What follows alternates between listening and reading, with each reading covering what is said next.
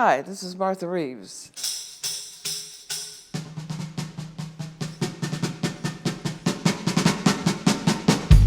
Good morning, Vietnam.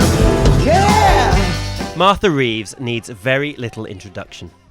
Fronting Martha Reeves and the Vandellas, she's sung some of the most iconic soul records of all time. The group recorded at the legendary Hitsville Studios in Detroit for Motown in the 1960s, and an unbelievable run of singles followed. Amongst others, Heatwave, Nowhere to Run, and Dancing in the Street all took the world by storm and firmly cemented the group's place in pop music history. We discuss Martha's time at Motown, and she performs a live version of the stone-cold classic, Nowhere to Run. And while you're watching, subscribe to the channel for regular episodes of The Blues Kitchen Presents.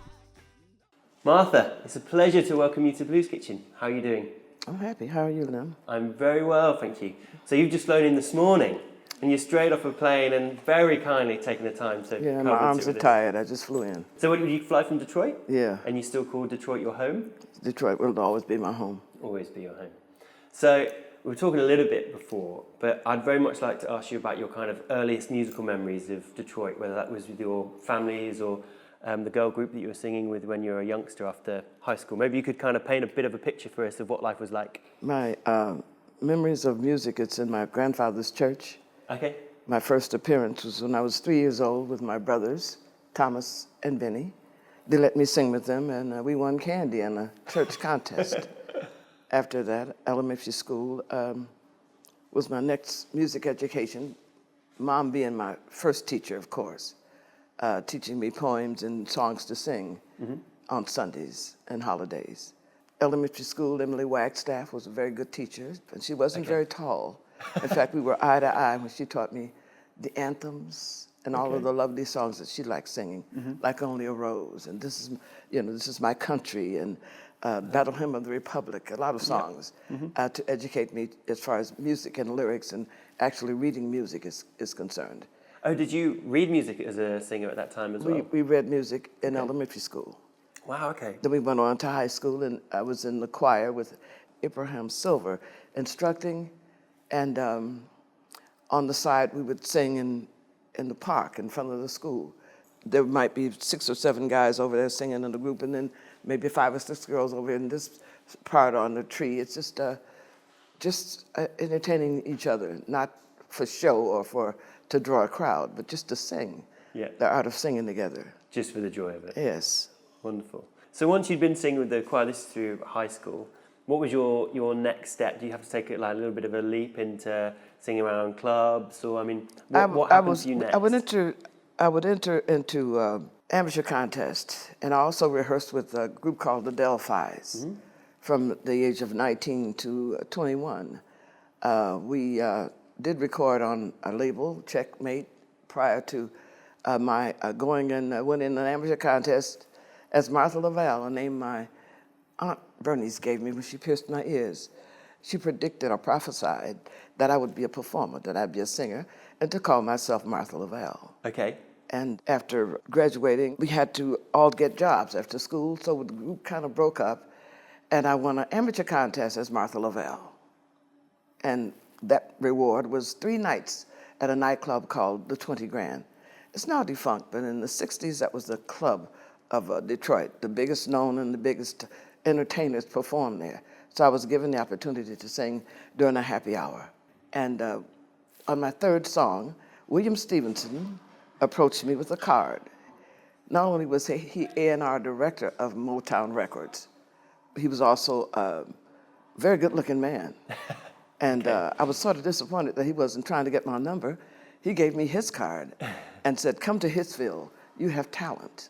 So I left my job at the dry cleaners, my 9-to-5 job. Is that what you're doing? I quit. My dad suggested, if you think you've been discovered, then quit that job and go and see what this is all about. So I showed up the very next day at Hitsville USA with the card that I was given. I breezed past about 30 people on the steps who were waiting for auditions or somehow to get into Hitsville USA, kind of like the line you get when you're looking for X Factor or American Idol people. So I breezed past because I had a card. Here's a card. I'd like to see Mr. Stevenson. And then when I see this same guy who hadn't rested, had on the same suit, Oh, hadn't been to had bed. taken off his jacket, and had rolled up his sleeves. He was busy writing a song for an artist by the name of Marvin Gaye, who had been brought to Hitsville, USA from Washington, D.C., and Harvey Fuqua was his mentor. He had been trying to get a hit for Marvin Gaye. So I fit in the office. When I got there, he said, answer this phone, I'll be right back. Because evidently I disturbed his writing. He wanted to go to another space for some peace so he could finish making this masterpiece. And the song turned out to be Stubborn Kind of Fella. What was the very first time you actually stood behind a microphone and sung and had something recorded onto tape in The the studio? first day I was there. Was it the first And day? it wasn't a recording of mine. Hadn't even signed a contract. I was there singing, and the union man came in, made a surprise visit. Okay. So I was asked to get on a mic because Right. the union was after Barry to make sure that the musicians were unionized as well as paid the union scale. And I was asked to break that position as secretary in the A&R department and go and sing this song. So the first day I was there, I sang. Really, from the first moment, really? I was discovered as a singer, and that's what I did. Tell us a bit about the atmosphere, because I've always understood it as a really competitive thing. Oh no, it wasn't Was that like not the case? No, very good. He was a very good mentor. Okay. He discovered people. He could look at you and tell if you had talent. He also was a musician and singer as well. He would look at you or take an audition with you or have a recommendation from some other artist at the company or producers, and he would find the best music for you by asking all of the writers to write songs for you. Yeah. For example, Stevie Wonder. When Stevie came, he had been discovered directing a Pentecostal choir, and he was conducting from a Hammond organ a visually challenged 8-year-old youngster. Incredible. And Ronnie White of the Miracles discovered him and told Barry, you ought to see this child. So he said, bring him to Hitsville. I happened to be in the A&R department, answering telephones and taking down lyrics and helping producers and writers rhyme things through thesauruses and dictionaries and whatever. And he came to the door, and there was Stevie Wonder. Hello, how are you? What's your name? Stevie. What's yours? Martha. You sound like a nice person. Let me see what you look like. And he proceeded to me and started fingering my face. He wanted to see what I looked like. A very sweet moment. And from that, we wound up actually singing with the small spinet piano, Mighty Mouse cartoon. Mighty Mouse, where are you? Yes. Here I come to save the day. And that's concert music, you know. That was symphonic music. A lot of miracles and a lot of wonderful things happened in that A&R department while I was there. In 9 months, I gave my job up to 3 girls from Secretarial College and went on my first Motown review with 13 acts and a 12-piece band. 94 one-nighters, 3 months of one-nighters traveling. And upon arrival back in Detroit in January of 1962, all of our records had charted.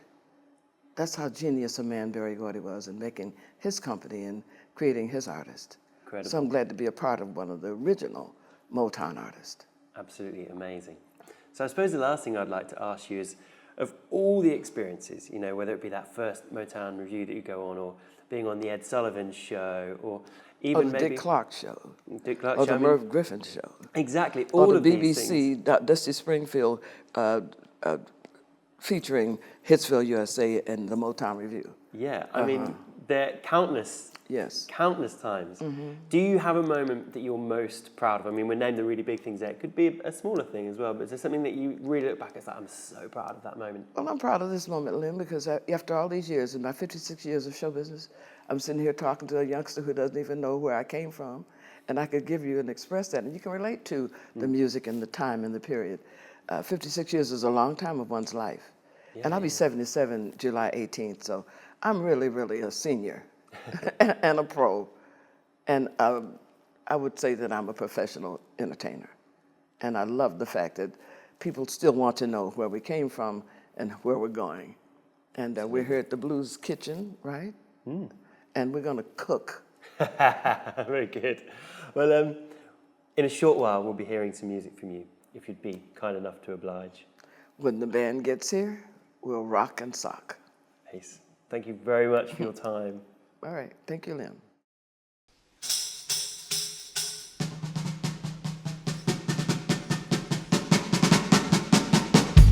Good morning, Vietnam.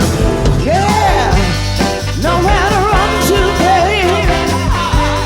Nowhere to hide. I got nowhere to run to, baby. Nowhere to hide.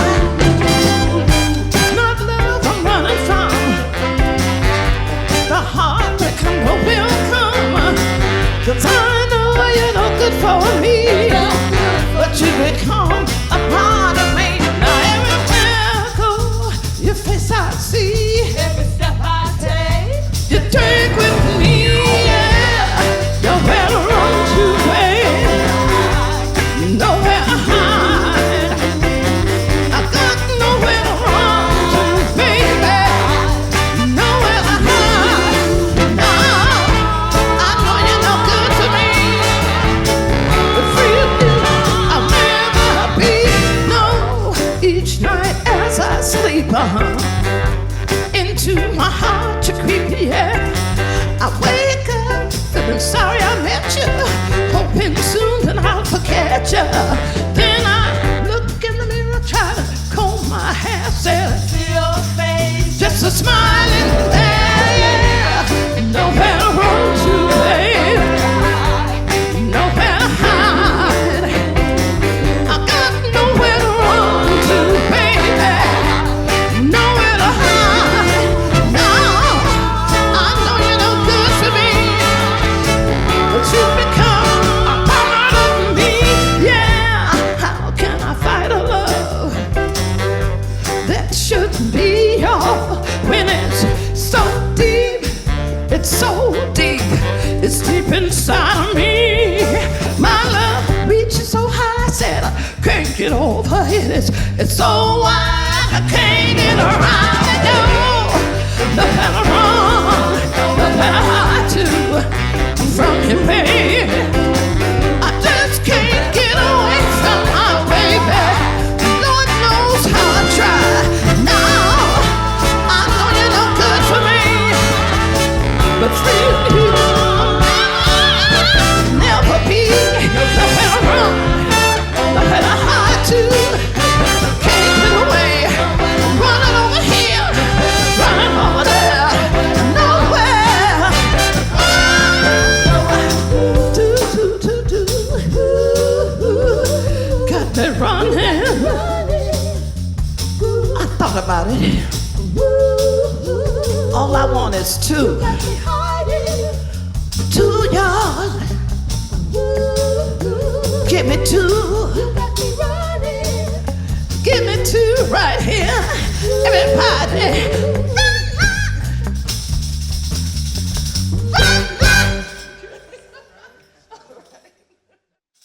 Subscribe to The Blues Kitchen for live performances and interviews with the hottest blues, soul, country and roots musicians in the world today. Vietnam. Yeah.